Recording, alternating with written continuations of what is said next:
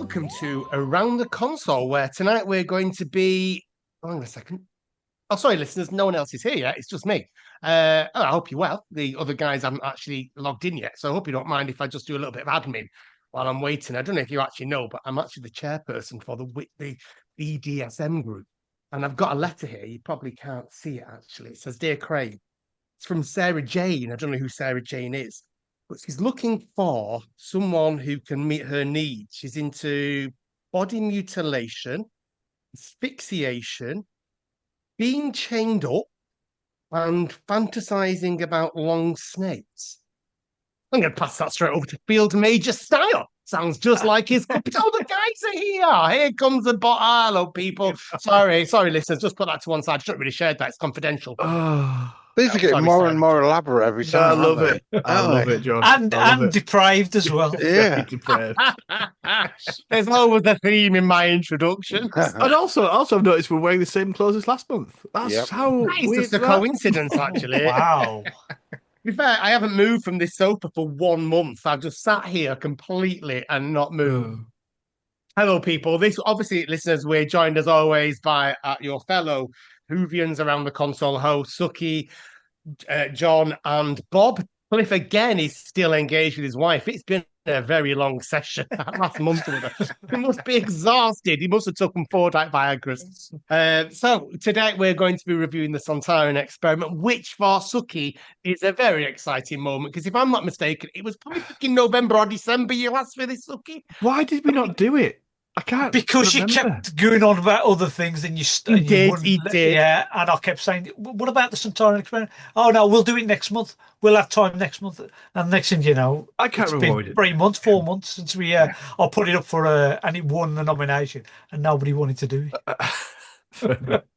Here we are. But here we are reviewing the Sontaran Experiment, and there's an awful lot, I'm sure, to be said about this 50-minute rare 2-part. In fact, is it the only 2 parts on Baker's story Baker that will is in be, yeah. existence? No. Yes. So, No. What are there 2 parts in Baker?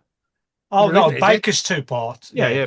But Yeah, no, first the other one one, for yeah. 10 years. This Yeah. one wasn't. yeah, and then we have Peter Davison with The Awakening. That's the next Yeah. 2-part one. That's it, though, isn't it? They're the only 2 parts that I know of. Well, It was a 2 shock. 25-minutes, yeah. Yeah, 2 25-minute, yeah.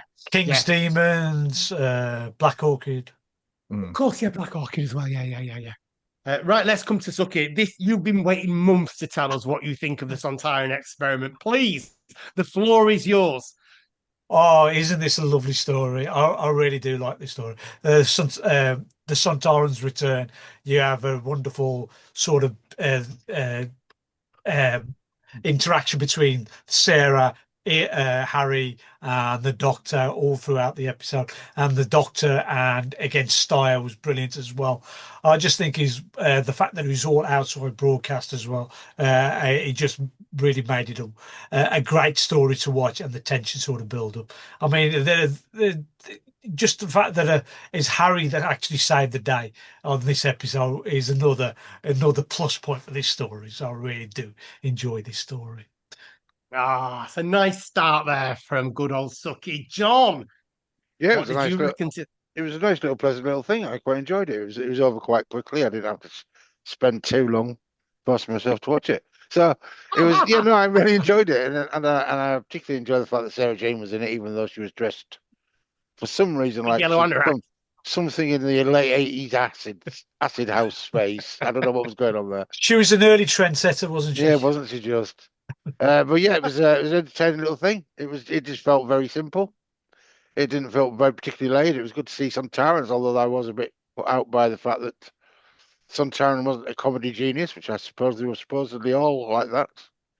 I may have been under the wrong impression. Strax is a one-off, though. Yeah, Strax is a one-off, yeah. Some people think he out. weakened the Sontarans until Chibnall came back and Yeah. rebooted them in flux. Well, yeah, so yeah, it was all right. I was quite enjoyed it. Good. Bob? Well, this is my first TARDIS team. So when Revenge of the Cybermen came out in 1984 on VHS, it was the one that I rented out constantly from the Granada video shop in Northallerton. So this TARDIS team is really my first TARDIS team, and I adore them. I love Ian Martin, Harry Sullivan.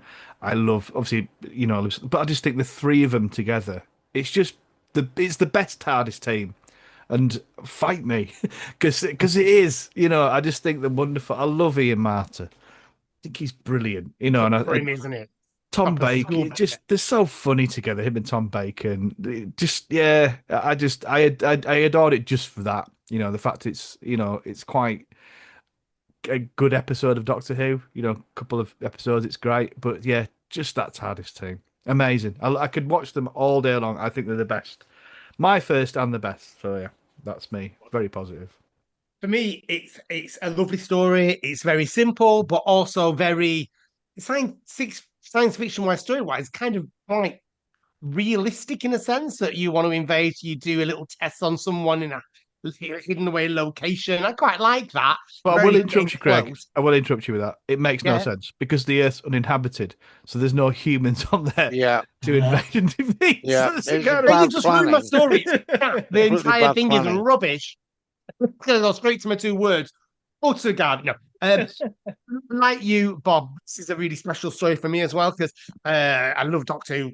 Obviously, as a kid growing up, I always adored it. And then for my 21st birthday, my husband bought me, wasn't then obviously, the VHS box sets that came out. And it was the Sontaran Experiment, Genesis of the Daleks 2-pack. Yes. And it was that Two-pack. started my collection again. So his 21st present to me, and it was this one because he bought it for the Genesis of the Daleks more than Sontaran Experiment. But this was the first ever one I rewatched as an adult. And it was just so simple and beautiful. I loved it. I really, really liked this story. The double Not a lot VHS to though, it, Craig. The double VHS. Oh, The you double got so much VHS. for your money. A big Yeah. fat chunky. Oh, Right in your Yeah. hand, and you Yeah. just about get your hand around it. oh. Yeah, it was. I'm talking about the Great. cassette, Yeah, Craig. All right. yeah, not, You lot- not his lot- husband to Going be. back to Sarah Jane's letter then. You lot are Uh, fucking weird. I know we Honestly, you are. Completely weird. Honestly, I John, feel the I should double have brought it to VHS was like, it was just amazing. Plus. Big fat loads of Doctor Who. Yeah, and you had to open it up and get the two kind of knobble things to go back together it's to so- securely lock it. And they used to break because they were just too big. Yeah. Oh, mine's still through there on my collector shelf, even though now it's just all DVD or Blu-rays. I still have that as a proper feature in I our wish I'd club have where we kept. live. I wish I'd have kept some of mine because I've been doing it, so I could do the DVD replacement and give away the videos to my nephew or whatever. Yeah. And now I do it with the Blu-ray box sets. I give away my DVDs to someone, Yeah. because they're not going to make much money. No. But I just like No. the fact that they've given someone Doctor Who, and hopefully they'll enjoy it. But the double could never VHS, part Craig. with How, this. It's too how I special. forgot about that. Yeah. So the story itself, then, what do we think about this? I'm coming straight to Suki really because you rekindled our hearts with this story, Suki. You brought us back to our childhoods with this. But the story, as Bob just ruins it for everybody with the fact that the planet is uninhabited and you have the Sontaran on here trying to do experiments. And the only way he can do experiments is by luring a supply ship onto the planet and then testing out the humans. But what's the point of testing out the humans if the planet is uninhabited?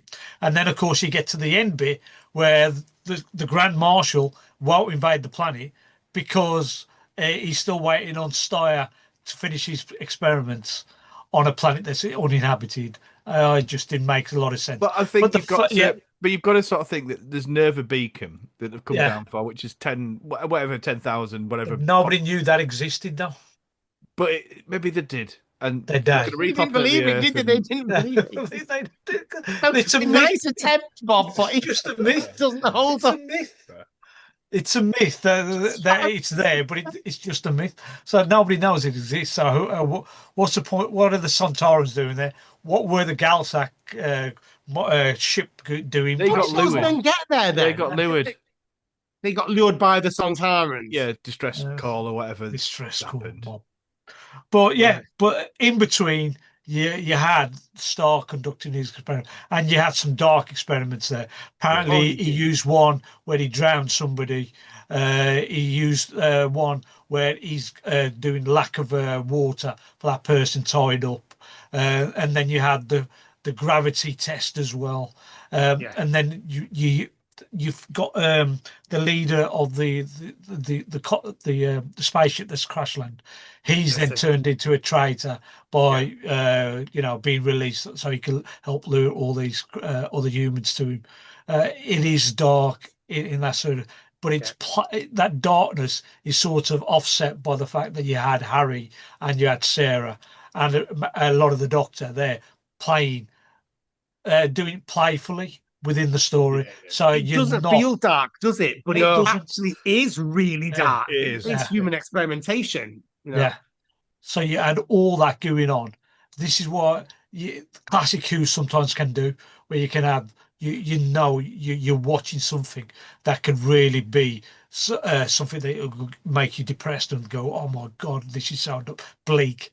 But when you have a fantastic time traveling team as the Doctor, Sarah, and Harry, right, they can just bring it up. So you're not, for us youngins at the time, would not be as scared as we are because you just see these people but having a bit of fun, but I also mean, being it's so funny. Tom Baker, is hilarious when he's talking to the crew, and they're on about, oh, we need to do all this, and Afrikaans and all that, which I thought was quite a cool concept that they made them South African because the word slurs or the word merges, so it shows the human language has developed whatever over time. But I just love the fact he's like, oh, I love all sorts of cuckoo clocks and whatever, Yes, and it's just I all love that. daft.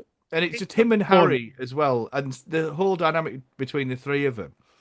Even though it's a very dark situation, it's very funny. Yeah. And also I just want to give a tip of my hat to Elizabeth Sledness. She is tremendous. Her acting in this is phenomenal. When she goes murderer, murderer, and all that, it's proper. She's properly good. Yeah. It's a bloody joy. the bit I quite like about Sarah is right at the beginning where she's just fallen but she can't get up out of a bit of bracken.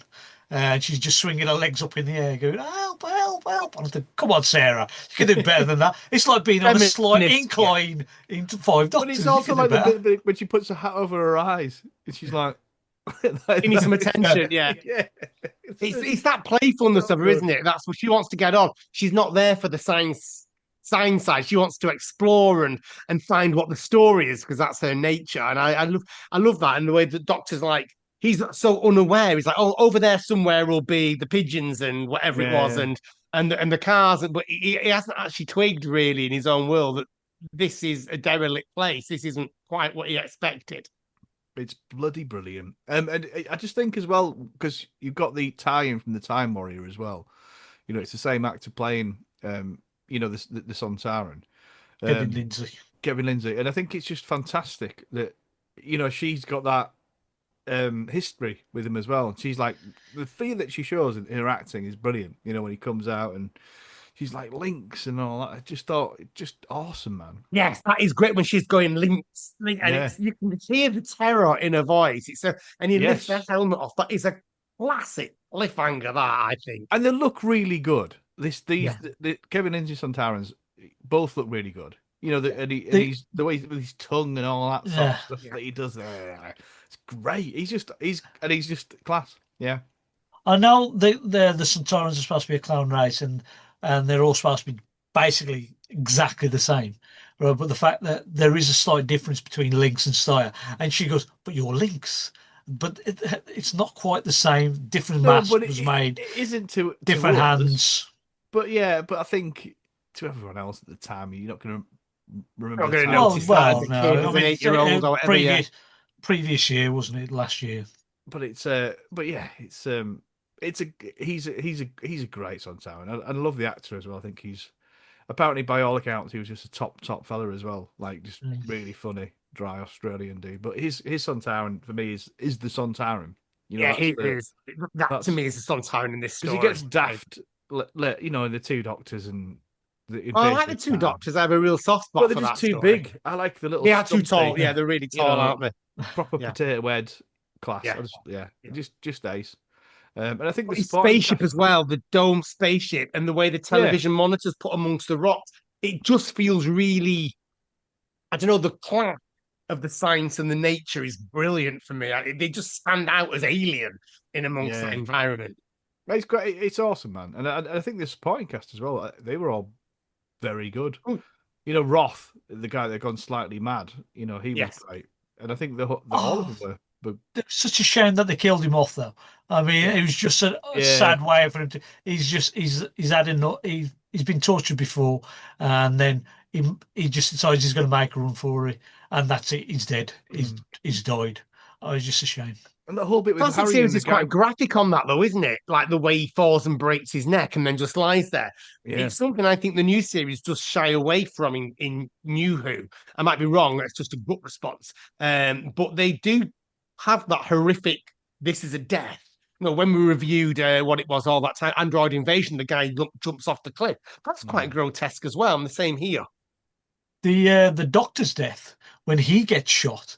Now, could somebody explain to me how he survives that? I mean, he says, Metal. yeah, but he was shot in the back. He was shot in the Don't back. question it. So you're the one that only makes the excuses I for know, these things. I do, but that was one of the ones I was just wondering about. How do you explain being shot in the back, but then pulling out something from the front, saying, thank heavens for this piece of material in the front of my chest. Well, no, That's I tell you saving. what it was. Gallifreyan technology It was protects all round. It was also a ricochet, the Yeah. laser ricocheting off a rock and hit him in the front. Oh, Styre weren't that bad a shot. I mean, the way he was shooting things. As a No. kid, one of the things I loved about this story is I don't know if you ever did this as a kid, but you could recreate it so easily when you were out And the playing. Moors. Yeah, you could Yeah. just go out when you're out walking out with the family, and then maybe they're all picnicking, having lunch, and you went off to explore as I did as a kid, and you could recreate Yeah. scenes from Well, every time Sontaran. I drive to Whitby Yeah, across the North Yorkshire moors, yeah. that's all I think of is the Sontaran Experiment. Every time as well. Because it's so It's simple. There's nothing you yeah. need. It's just pure nature. There's no set. There's no nothing. It's just rocks, valleys, cliffs. It's great for childhood imagination. This story. Oh, it's Yeah. fantastic. And I think they all had a very good time on location as well, pissed in the pub.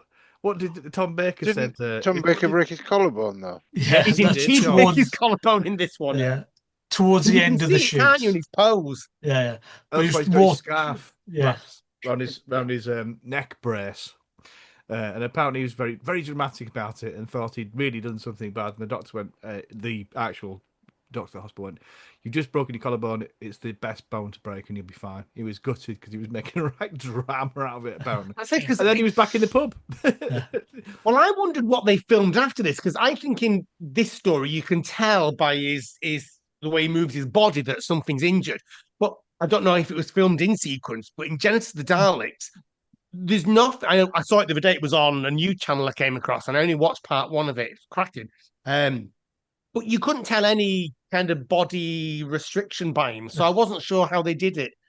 So the first, by the looks of it, most of it seemed to be filmed in story order, and it looks like the first episode, nothing had happened by then. Second episode is when he sort of breaks his collarbone, and then but you watch it, you got as Bob says, the scarf mask just over his whatever his braces to keep himself in place, and then you see odd little scenes which must have been filmed, like all the bits around the stone ring, the Yes. transparent rings.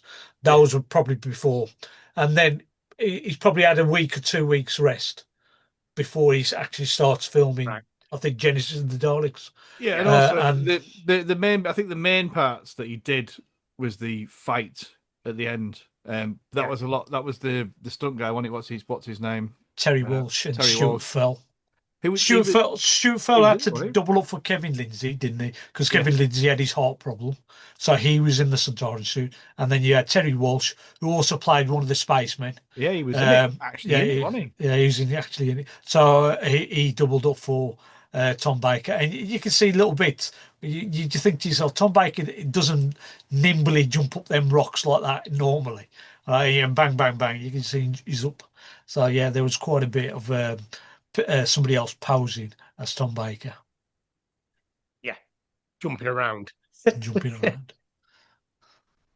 But going back to Kevin Lindsay and Styre and Stuart Bell having to cover for him again, you just see the bits where Stuart Bell, because Stuart Fell, I should say, Stuart Fell does all the stunt work and the fight sequence with Terry Walsh.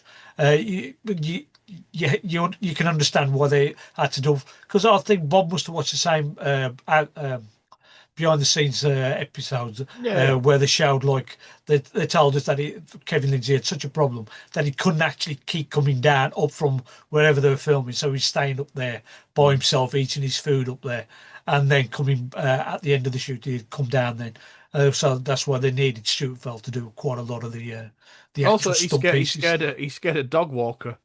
They were having lunch and he was having his dinner. He dressed as his Sontaran or whatever, and this dog walker walked past and scared the life out of him. But he died. Brilliant. Bless him, he died 6 weeks later, didn't he? What, the dog walker? From the story. That's Kevin Lindsay. All right. I don't know what happened to the dog walker, but yeah, it scared the life out of him. Not to death, but Not literally. Yeah. Okay. not literally. Yeah, but yeah. So it was. But I think they had a lot of fun. Yeah, I love the way they have a. Tom Baker, sorry, just Tom Baker. Tom Baker said, "We got all the local parasites very, very drunk." Because when they're just like in the pub all the time. Tom Baker, because on the extras, there's the Tom Baker years. Do you remember the videos that they did of each Doctor's years or whatever? I remember that. Yeah, Well, yeah. his was a It's another massive twin pack. massive double It box was, set yeah. for Tom Baker. The only one that got his double box set because he's got so much. And it's just him. I watched a bit of it. It's him. He's been sent clips and all. He's like, yes, we got some.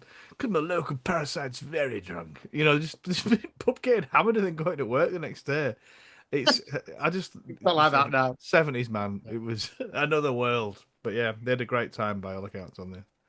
Well, I love that they had a story arc in this as well, starting off, with the whole kind of starting off with obviously robot, then going off to arc in space, and you've got another beacon and all the rest. I just like the way that all works, the way it continues onto it, even the way it's kind of hijacked by the Time Lords. And I know they're all separate stories, but it's just a nice little link to fill that continuation, which I loved. It's just like going back to early Hartnell and Troughton, Yeah. where each story used to just go straight into the next, because they didn't have titles for episode titles. They had individual episode titles for everything, so weren't sure when a story would end or start, like basically. But I think it's more than that as well.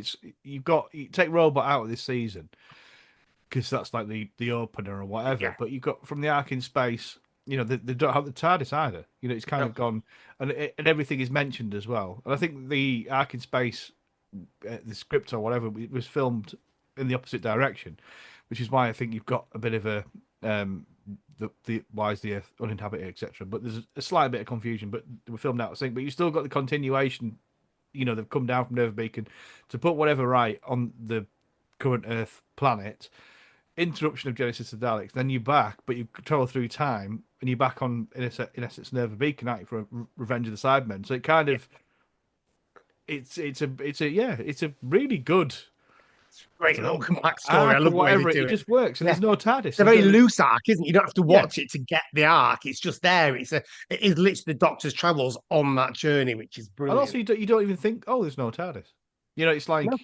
No, it makes sense, doesn't it? Because they're doing a little recce that all just goes a bit wrong when they have to use their transmat beams. And I love those transmat beams. Every time I see them, I always think they've got maps of planet Earth on, and I still don't know if they do or don't, but they look great when they're looking at it. I don't know if it's meant to be algae or moss or whatever, but there's some kind of pattern on there, and it just looks cool. But again, such a cheap prop, really. Yeah, no, it is, and it's polyester. But not polyester, polystyrene balls. Yeah. It's just a great bit of fun. I think it was because it's the split studio style. It was going to be a 6-parter or whatever, but because the studio location or whatever it was budgetary or whatever it was, it just worked so well to have a 2-parter sat in there. Oh, it's just genius. I think, and also it was a real shock that the story was done to 2 parts. I don't remember it happened on this one, but I do remember it on Black Orchid and the Waiting that it was done so quick. It was like, oh my God, that was a 2-part story. That's brilliant. But King's Demons was 2 as well, wasn't it? King's Demons. Yes. Yeah. Well, I think as well, so Seeds of Doom, although it was a 6-parter. The first 2 parts were in the Antarctic, weren't they? And it went that felt very different. The house, but it was a similar sort of vibe. You had 2 parts of something else. Another they went to the house or whatever. But it was. I mean, this first season as well of Hinchcliffe and Holmes. Fucking hell, it's amazing. it's just properly it kind of all stands up, effects wise and whatever Yeah, else. yeah. It's incredible the difference in Doctor Who. And Barry Letts was still there as well because Philip Hinchcliffe was only 30 years old when he took on the producer role.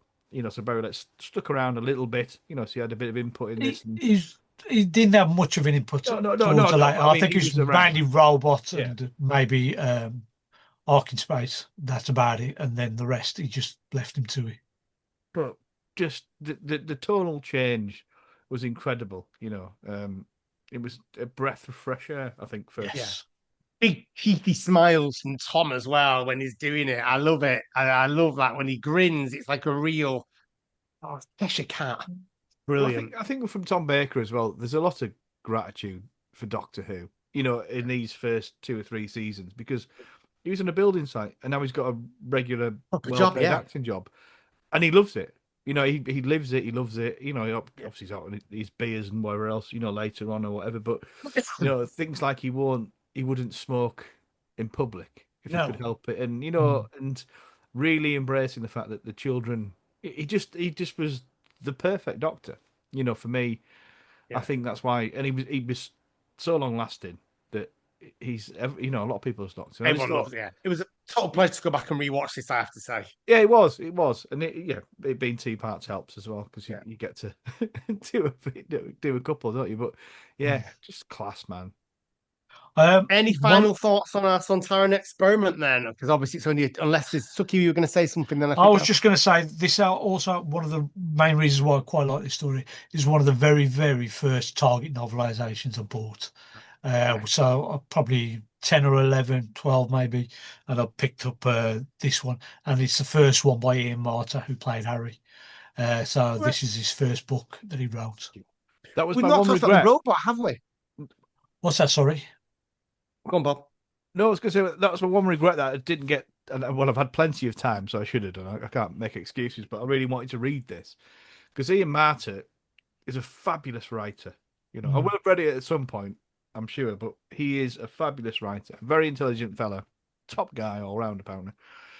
Yeah, I would have loved to have read it in anticipation for this podcast. So yeah. What about the robot? We've not talked about the robot, I don't think, have we? The kind of the Oh, I also I love it. I love the robot. It's like a it's a mouse, it's good little robot. antenna. It's adorable. It's a good robot, I think. It's a good Considering robot. considering that they're outside as Yeah, well, they've had to put it on the camera trains or whatever. It's I think it's cool. I love the way they've done the bit where it captures the 3 um dudes yeah, to do the backward shot, so you get that, and it's yeah, really quick and cool, and he doesn't look shit. It's quite tall as well, and it's a good robot, I think. yeah. I love the robot. That's one of the I, things I, when I think about Sontaran Experiment is I think of the robot. I love it. Yeah, yeah. And the sound effects. It's quite haunting. You can see the moors and this robot going along the skyline as you see. That's brilliantly done. No, I yeah, completely agree. I did like it. Yeah, I did like the robot. It's one of these things that you think it doesn't. It comes across as quite cheesy in the way it looks, Yeah, but it's quite effective, especially with the way the metal rope comes out. It's all reverse filmed and everything, but the way it comes out and captures everybody. I thought that, yeah, it's a good robot, but it's a pity that you can't see it hovering. You can just you're meant to imagine that it hovers because the yeah. sort of the way the bracken just masks the bottom of Yeah, the wheels and it, so on. wor- it Nicely. works. Yeah, it does The, work. the scene I did want to mention as well was the dehydrated guy when he's just tied up, looking very gaunt, and Harry's putting that rag in his mouth with a bit of water on. Yeah. Fucking hell. Mm. It's like the experiments are properly Thought through. grim. Yeah. It's not a yeah. It's like Suki said before, it's actually quite dark, even though it doesn't feel it, because it comes across as quite light. But it is Yeah. very dark. To stop and write that down as a script, what is in it, would be very dark. And I think Kevin Lindsay's Sontaran in both this and the Time Warrior as well. He's quite a dark. There's no humour particularly there, is there? Like No. it comes from from the cast. He is the Sontaran for me. He's Yeah, I would agree. the one. But yeah, no, it was a joy that Sucky to get around to watching that. I've seen it so many times as well. Like Yeah, of it is. times. Yeah. But It's amazing. it's a pleasure to watch it again. And like I said, that TARDIS team, it's my first TARDIS team. You know, although I did watch Doctor Who, you know, in '84 or whatever, I was watching it on telly and loving it. That was the one that I could every Saturday. It felt like I'd go and get that video out of Revenge of the Cybermen, watch it, and yeah. So they're very special to me because they are brilliant as well. So yeah. 2 words then, gentlemen. So I'm going to come to Suki first because this was his baby. You know, sort of come back to me because I haven't really thought about it.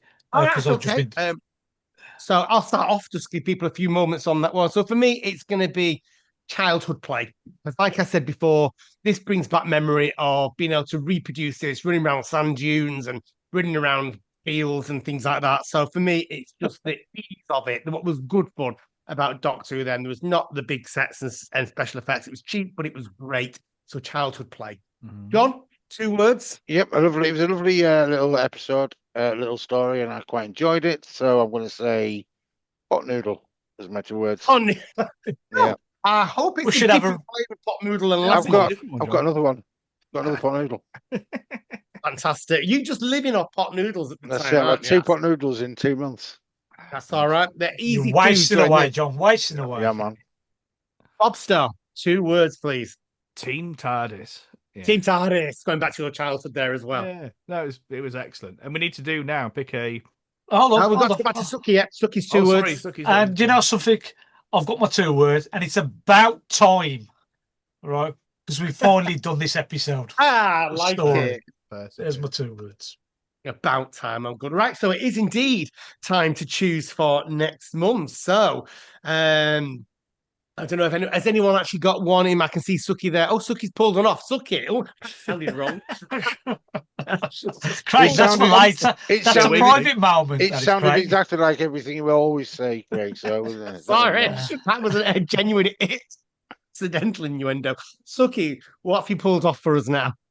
Dun, dun, dun. It's Colony in Space. Oh, Oh, God. you bad man. Oh, I did used to love you.